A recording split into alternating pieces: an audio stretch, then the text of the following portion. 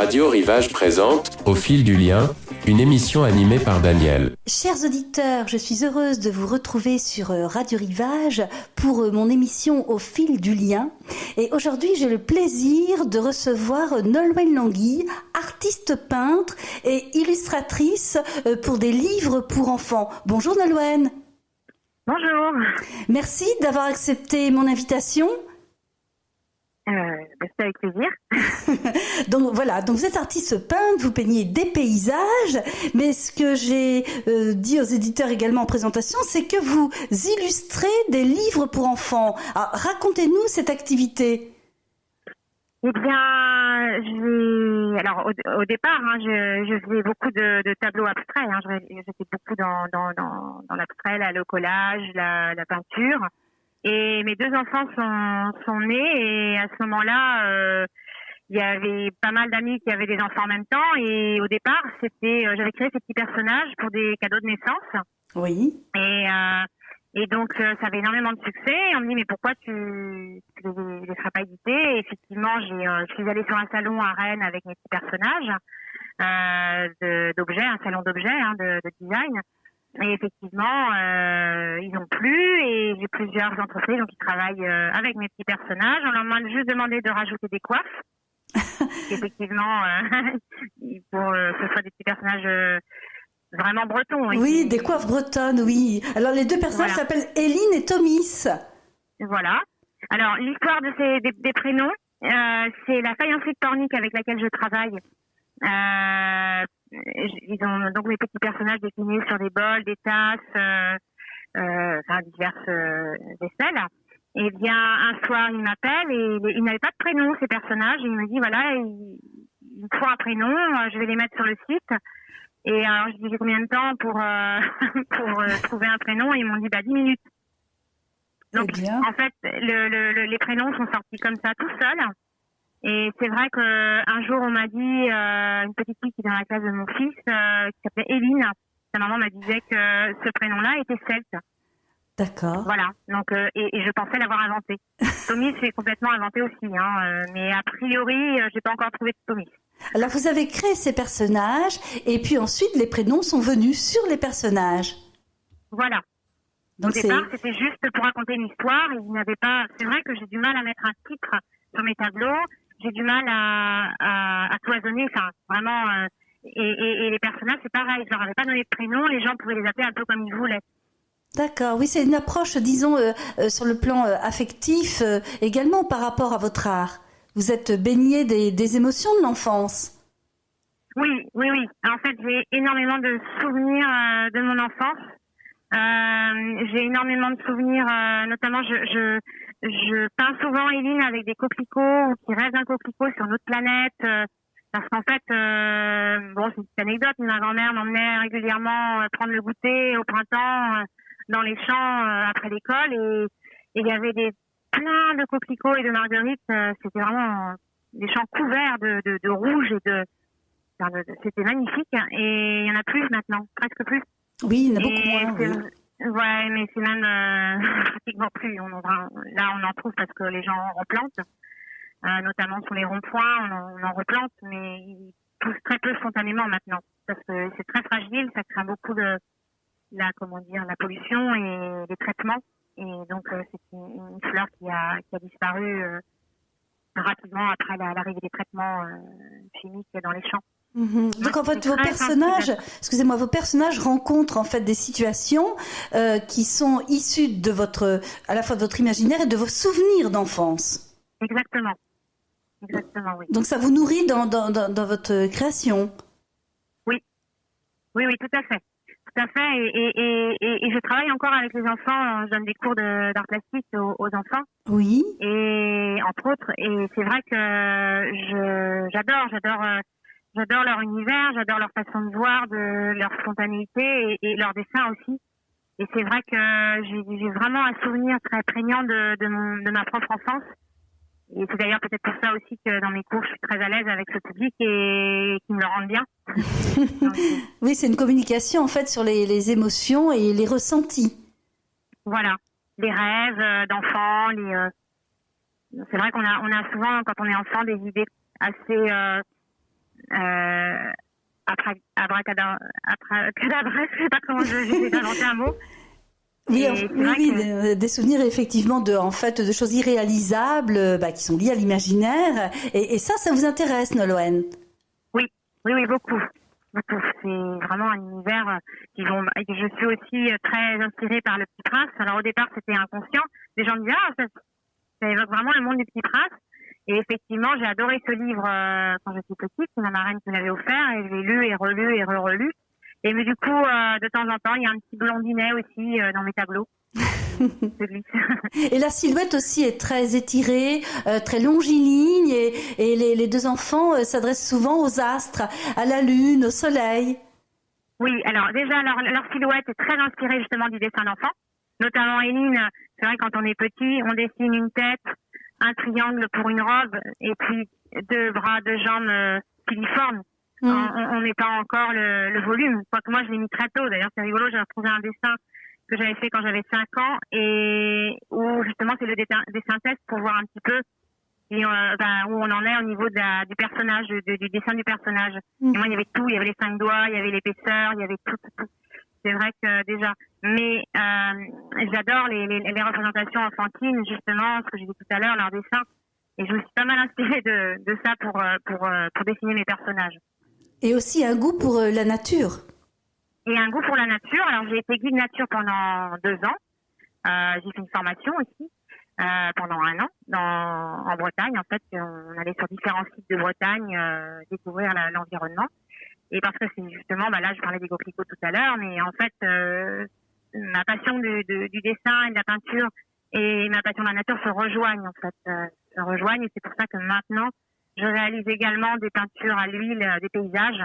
Oui.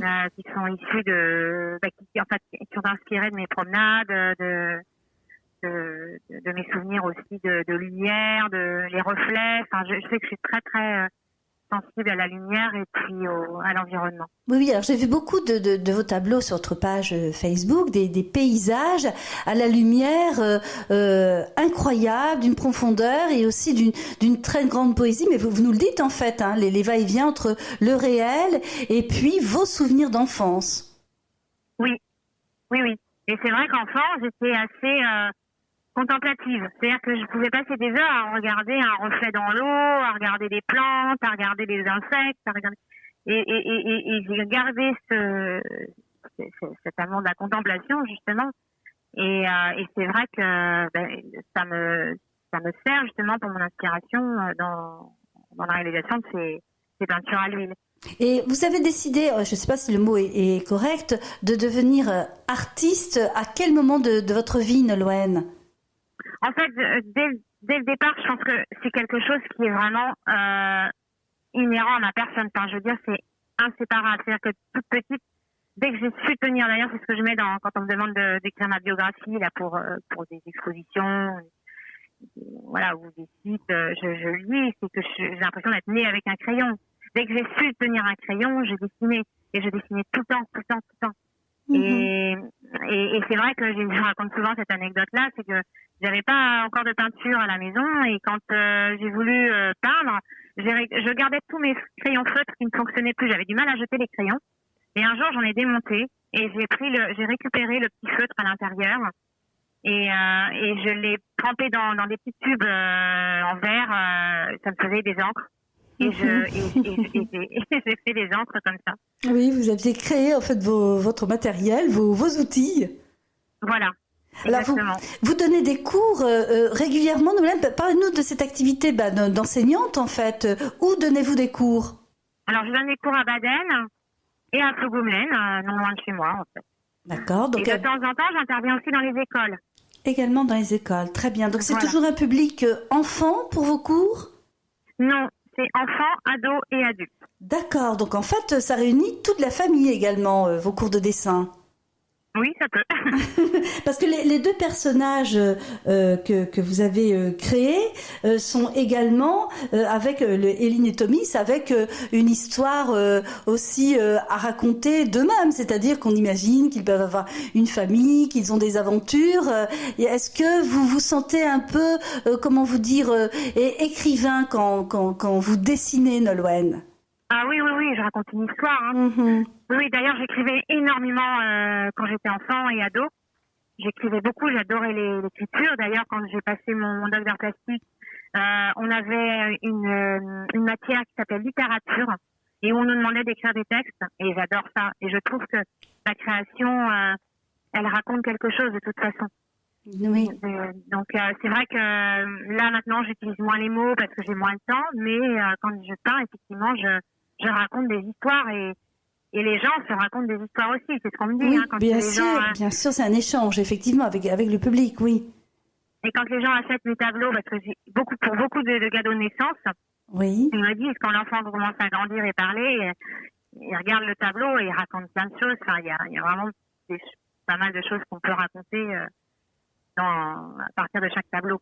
Alors, parlez-nous de la publication de vos ouvrages en tant qu'illustratrice. Quel est le dernier ouvrage, qui a été publié?